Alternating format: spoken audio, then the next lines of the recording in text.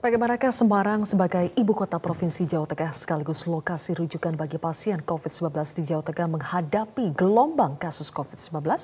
Kita sudah terhubung dengan Wali Kota Semarang, Hendrar Prihadi atau Pak Hendi. Selamat malam. Selamat malam, Mbak Sylvia. Pak Hendi, Pemkot Semarang memperketat pelaksanaan PKM ya Pak, pembatasan kegiatan masyarakat. Apa saja Pak kegiatan masyarakat yang dibatasi?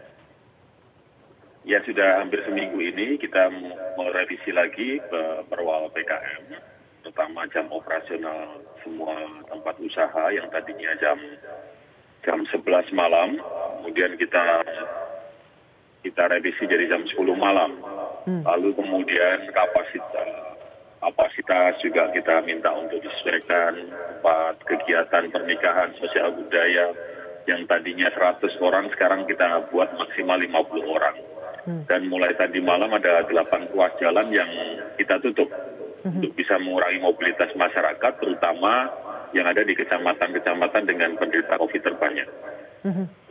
Oke, untuk jam operasional dan kapasitas pengunjung rumah makan, tempat hiburan, pusat perbelanjaan, bagaimana itu Pak? Ya, itu yang tadi saya sampaikan di depan, bahwa tadinya mereka boleh buka sampai jam 11 malam, selama seminggu ini sudah kita revisi sampai jam 10 malam. Kemudian juga aktivitas kegiatan di tempat usaha seperti rumah makan, warung, ya kapasitasnya 50% maksimal. Oke, setelah seminggu berjalan apa evaluasinya Pak? Evaluasinya kalau dari sisi statistik penderita masih belum ada perkembangan yang baik, maka tadi malam kita putuskan untuk menutup 8 ruas jalan. Kami juga sudah mengumpulkan semua teman-teman di unit usaha kayak restoran, hotel, tempat hiburan. Kalau sampai mereka tidak tertib pada minggu-minggu ini, kemudian juga angkanya terus naik, Pak, ada kemungkinan minggu depan semua kegiatan usaha akan kita tutup. Ada opsi untuk menutup semua kegiatan usaha? Ya, benar ya Pak ya? 2 hari yang lalu kami sampaikan supaya teman-teman yang ada di swasta, terutama yang buat tempat usaha, mereka juga punya perasaan untuk bisa bersama-sama menjaga kota ini. Oke, baik. Selanjutnya kita akan bahas lebih jauh soal tingkat keterisian tempat tidur atau BOR di Rumah Sakit Semarang per hari ini seperti apa, Pak Hendi. Tapi kita harus jeda terlebih dahulu. Pemirsa Prime Time News masih akan kembali sesaat lagi. Anda kembali bersama kami di Prime Time News. Pemirsa masih bersama dengan Wali Kota Semarang, Pak Hendi. Tadi Anda mengatakan bahwa pemerintah Kota Semarang mempertimbangkan opsi untuk menutup seluruh kegiatan perekonomian ya Pak, toko-toko, pusat perbelanjaan, rumah makan dan sebagainya jika kasus tidak cenderung turun. Memangnya sekarang kondisi terakhir di Semarang per hari ini seperti apa Pak? Terutama BOR atau tingkat keterisian tempat tidur isolasi maupun ICU di rumah sakit Semarang. Ya, angkanya semakin naik. 3 minggu ini dari sekitar 300-an sekarang sudah mencapai 1.780 pasien. 35% warga luar kota, sekitar 635 orang. Maka kemudian yang terjadi adalah kita cukup kerepotan dengan BOR atau tempat hunian tempat tidur rumah sakit. Dari 20 rumah sakit di kota Semarang cuma 1 yang di bawah 80%, yaitu Rumah Sakit Aminogondo Kusumo itu 78% itu milik pemerintah provinsi, karena memang baru dibuka minggu ini. Kemudian ada 3 ruang karantina juga cuma 1 yang di bawah 80%, lainnya udah rata-rata 80, 90, 100. Maka yang terjadi hari ini masyarakat cukup kerepotan. Kita menunggu pasien-pasien yang sembuh baru bisa pasien masuk. Artinya isolasi mandiri menjadi sebuah pilihan yang ada saat ini. Nah, kami sudah membuka minggu ini 100 kamar tambahan tempat tidur di Diklat Kota Semarang. Dan lagi persiapan di minggu depan untuk 400 tempat tidur yang terdiri dari 1 di rumah sakit yang baru akan dioperasionalkan, kita minta 100 tempat tidur. Kemudian ada asrama mahasiswa di UIN, ada 200 tempat tidur. Dan satu lagi ada satu komplek di Marina ada 100 tempat tidur. Jadi besok minggu depan ada tambahan 400 tempat tidur. Dengan tambahan 400 tempat tidur ini, nakes dan juga fasilitasnya seperti apa Pak? Apakah juga sudah ada tambahan?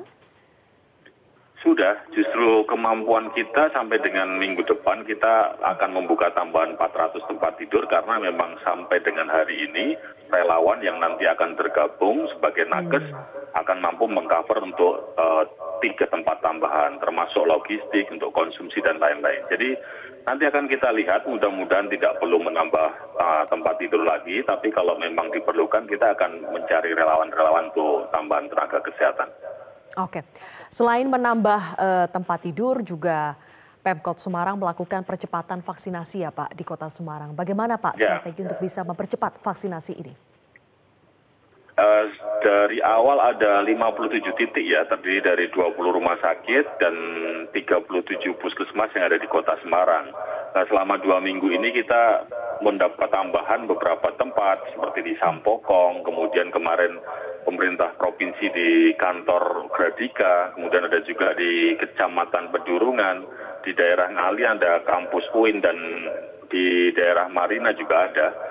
Semuanya berjalan dan hari ini sekitar 560.000 warga kota yang sudah divaksin, tapi itu masih sekitar 45% dari target warga yang sekitar 1,1 juta untuk divaksin. Oke, 560.000 itu apakah semuanya sudah total 2 dosis vaksin Pak? Ke arah itu, ke arah 560. Artinya secara hitung-hitungan nanti saya akan sampaikan lebih teknis lagi, tapi arahnya sudah 560.000 menjelang ke dosis kedua.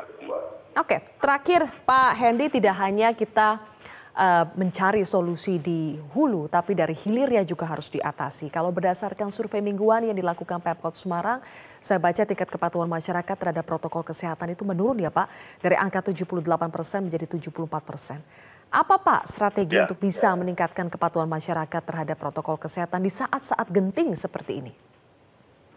Masih kita punya tim yang terdiri dari pemerintah kota sampai tingkatan kecamatan, kelurahan, kemudian juga TNI Polri, ada Kodim, ada Polrestabes, ada Dandenpom, Lanal, dari tingkat kota, kecamatan sampai kelurahan, yang mereka setiap hari selalu melakukan sidak gitu ya, selalu melakukan operasi, kegiatan, mengedukasi masyarakat untuk terus memakai masker, mengingatkan juga masyarakat selalu menerapkan prokes.